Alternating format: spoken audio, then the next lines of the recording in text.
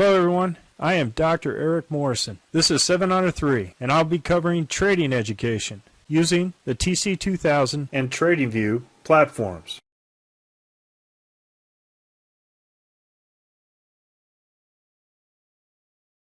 Hello, this is the Futures Week in Review, and I want to get started with the Australian dollar, or 6A. It's usually the first one in the list of futures and was crowded short with commercials at a very high percentage, and as well as the large speculators. And what I did was I highlighted a potential confirmation to signify the start of a squeeze, right? And what we're doing when something is crowded, we want to go ahead and trade in the direction or fade in the direction of the overall commercials in that squeeze when something is imbalanced or crowded from one side to the other. And in this case, Australian dollar did an amazing squeeze here, starting on the Wednesday at 1 in the morning and didn't stop until Friday.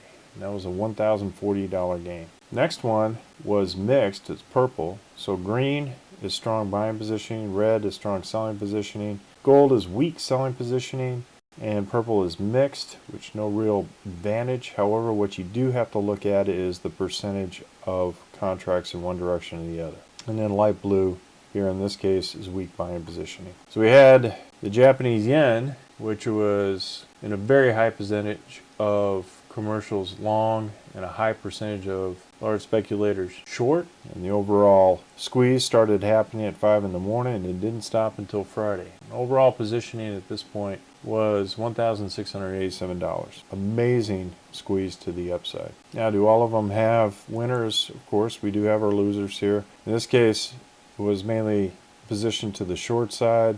Took an initial short, got an initial loss, but kept us out of this entire rise in price here after this initial Bollinger Band pinch. So this went ahead and pinched and just kept going and all the way until Friday, but we were out by then. Overall loss, $115. Swiss franc was also positioned well for an overall buy. And this overall gain started on 9 o'clock at the 6th and didn't stop till Friday.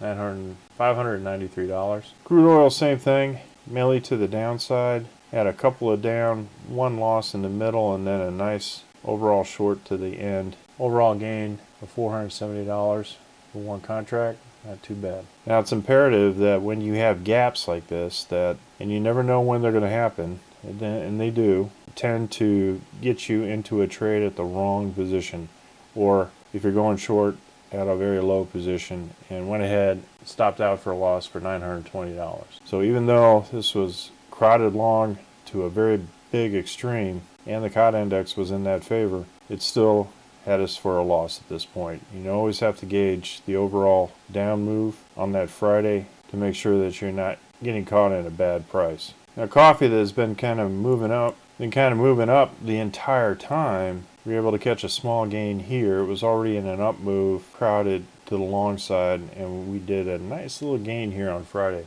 Kind of squeaked out a $112 profit there. Now, the Nikkei is also an example of an overall loss. When it starts getting toppy like this, we did have an overall percentages of large speculators 81% short. Initially had the short here and they got stopped out. So I missed this, and then we had an overall loss of $3,825 on this overall short. Mainly because I was still looking at what is the most favorable position at this point. And it would have been here at around 5 p.m. on the 6th of Wednesday. Would have been the best. And just messed with this overall trade and lost some money on that. Looking at the NASDAQ, caught this nice little short here for a $1,765 gain and kept us out of this overall gain here, this loss here for Wednesday to Friday. Another thing to look at specifically when you have very high percentages here in terms of palladium is 92%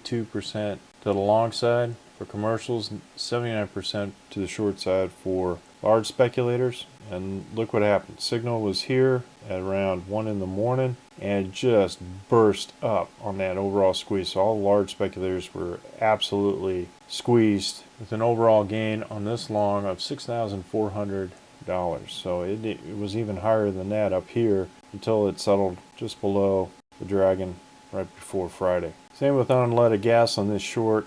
an initial short here on Monday here, and then we had another short with a small gainer here. Overall gain, $1,117 on gasoline. Not too bad. Real estate, overall drift to the upside, which it should when 100% of all large speculators are short. There's no more room to go short. And what we have is overall price drift to the upside and a gain of $340. Bonds started making a move too as well. And a nice move on Ultra Bond. Started here on Sunday at 5 p.m. and didn't stop until Friday. Overall move, overall for the entire week, $1,531. Not too bad. Finances too as well. Overall short large speculators, 72% at least. The short side, nice overall gain of $1,025 to the long side. Dow also made a move to the short side. Nice little quick gain. And that's what I like about the 4 hours. It kind of gives you overall early entry, kind of protect you against these moves counter to you to the opposite direction after the overall squeeze. Nice gain of $1,340, one contract. Soybean meal also did a nice gain overall, especially at the end. Overall squeeze started at around 7 p.m. on the 6th and didn't stop on Friday and actually surged on Friday. Nice overall gain, $1,010. 10-year also did a nice move to the upside, nice drift to the upside. Nice gain of $921. Rice, which is crowded long to the extreme side. We got a nice overall signal here and closed out with a nice $840 gain. Now soybeans also did the same thing as soybean meal, but its overall signal was here after this PSAR flip. Nice gain of $1,162 to the upside. Those trades were the most notable over one contract. There were other trades throughout. I just kind of wanted to highlight the overall flip to that.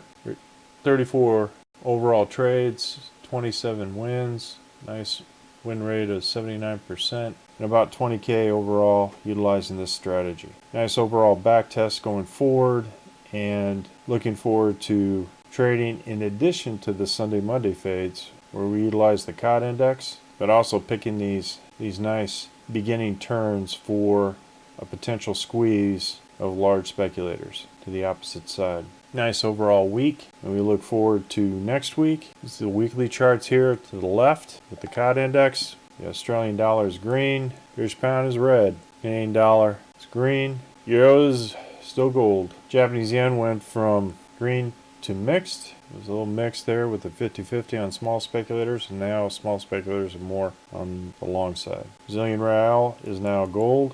Mexican peso is still red.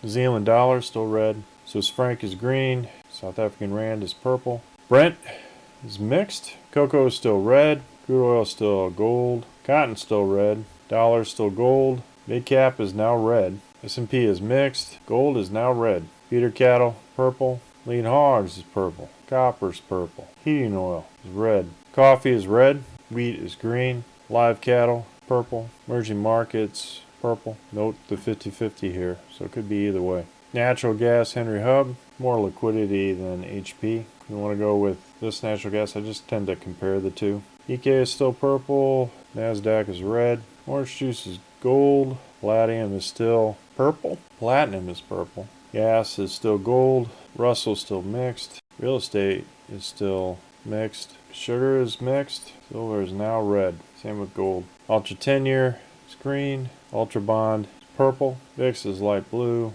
Energy is definitely red. Financial is mixed. Industrial mixed. Consumer staples red. Utilities mixed. Healthcare mixed. Dow is red. Bonds mixed. Note 50-50. Commercials. Corn is green. 5 years mixed. Soybean oil is green. Soybean meal is mixed. 10 years mixed. Oats is mixed. Rough rice is still red. Soybeans are green. Treasures are mixed. Wheat's green. That's all for the futures for next week. If you're interested in these kind of strategies going forward, or programming in both PineScript or Python, or auto trading, and if you're interested in the crowded market report and understanding the commitment of traders tables, here, click on the links below. And remember, ruthless risk management. Hope everybody has a wonderful weekend, and I'll see you on Sunday. Well, if you like this video, hit the like rumble button below and the subscribe button. And if you want more information, click the course information links below. on the TradingView link and